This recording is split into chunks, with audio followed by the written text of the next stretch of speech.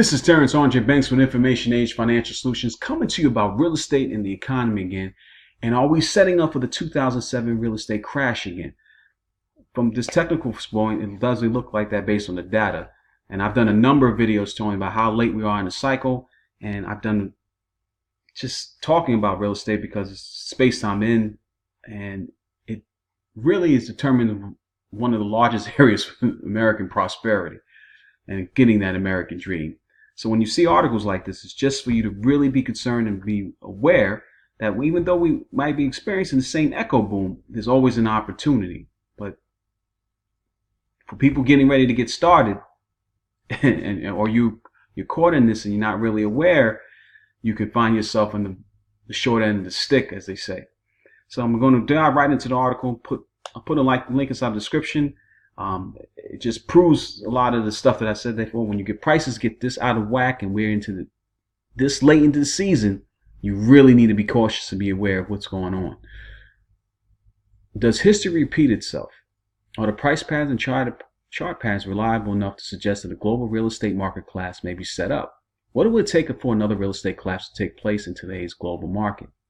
First, start off with the simple chart highlighting the bear flag setup from 2007 and the current 2019 bear flag setup. Again, this is not a place I go to often, but once I saw this title and then with technical analysis, I definitely was diving in. I'm going to put a link inside the description as always. This price pattern was enough of an early warning sign for our research team to run into our offices and tell us that of the exciting pattern they just identified regarding real estate and what they thought could happen. We listened to them share their ideas and concepts how we have 11 months to go before the 2020 U.S. presidential election takes place. Higher risk delinquencies and foreclosures are starting to spike. They suggest the political theater of the global markets and U.S. election cycle will likely distract from the weakening economic cycle, which could present enough smoke and mirrors to keep investors' attention away from this potential collapse in the housing market. Much like a magician attempts to distract you just long enough to pull up their new trick, could the political theater, global economic news cycles, and the never-ending battle in Washington, D.C. be just enough of a distraction that skilled traders miss this critical setup? We hope not. The peak that occurred in 2007 set up about 19 months before the 2008 presidential election took place. The 2019 peak occurs about 13 months before the 2020 presidential election. In both instances, a highly contentious political battle is taking place, which may distract traders and investors from really paying attention to underlying factors of the global markets. A real estate crash is no something to dismiss. For most of the people, their home is the nest egg of their largest investments, and watching this asset tumble in value 10, 20, or 30% or more is serious. Before you continue, take a couple seconds and join our free trend signals email. Again, I'm going to put the links in the description. I love charts. Look at this. 2000 real estate market topping formations. They're showing here where we're at now. There's 84.5 points. They're 92 points based on the technical analysis here. Recent economic data says the builders and permits experienced an increase over the past 60 days, which is vastly different than what happened in 2006-07. But by the time the bear flag has set up in IYR in 2007, new building permits have already started to fall dramatically for at least 12 plus months prior to March 2007. Currently, the number of building permits on record is sitting near 50% of the range established between the 2000 and 2009. We authorized a number of research articles this year that more closely highlights our expectations. Part 2 is the Fed too late to prevent a housing market crash. Definitely worth your time. Our real estate ETFs, the next big trade. The recent increase in building permits can indicate a euphoric level of buying, flipping by builders or speculators thinking it's easy to make profits flipping these homes in this market, much like the euphoric activity before the 2007 crash. The collapse that happened and the bear flag set up in IYR in 2007 resulted in a dramatic negative 73% decline in value over a very short 24-month period. Could something like this happen again in today's market? Our research team raised a couple of interesting points related to the potential of a rollover type event taking place over the next 12 plus months. First, the U.S. presidential election cycle could set up a very real fear that new president could attempt to derail, damage the marketplace with new policies, taxes, and other unknowns. Second, the current real estate market has experienced real price growth for almost 10 plus years since the 2009 to 2010 bottom and wage earners may have already priced out of certain markets, reducing overall demand and current price levels.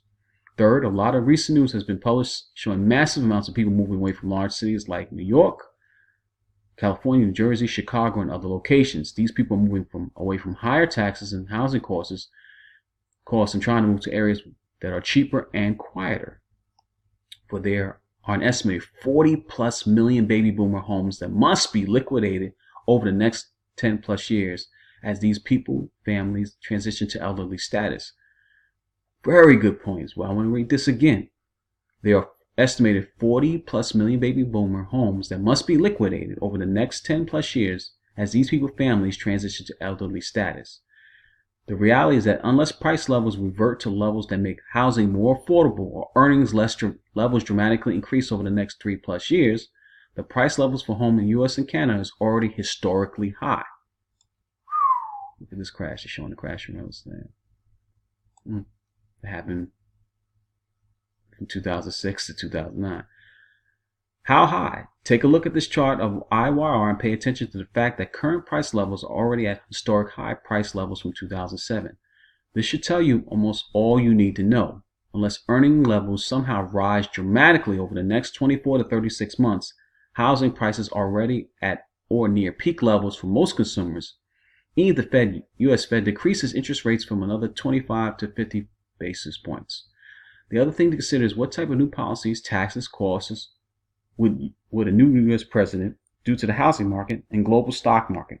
What would happen if Bernie Sanders or Elizabeth Warren were to suddenly take the lead in the polls, wanting to raise taxes on everyone and install new trillion-dollar policies while tackling America's millionaires and billionaires? Think that may have some pull in the markets? Damn right it will. They're showing you the resistance here. Proves market is weakening.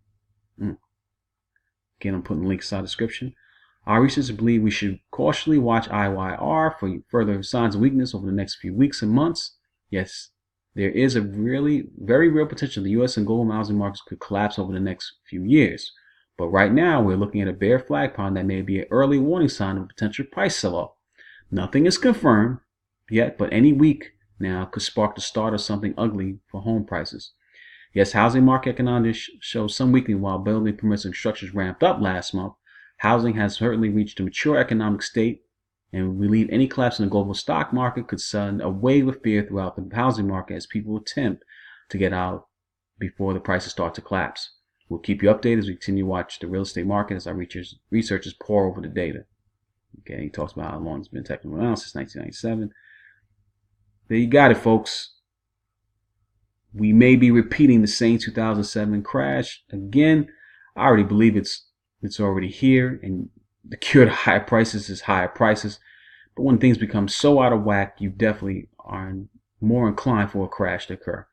If this video has been any value to you, please subscribe, leave some comments, hit the like button, share this, and until my next video, I'm out.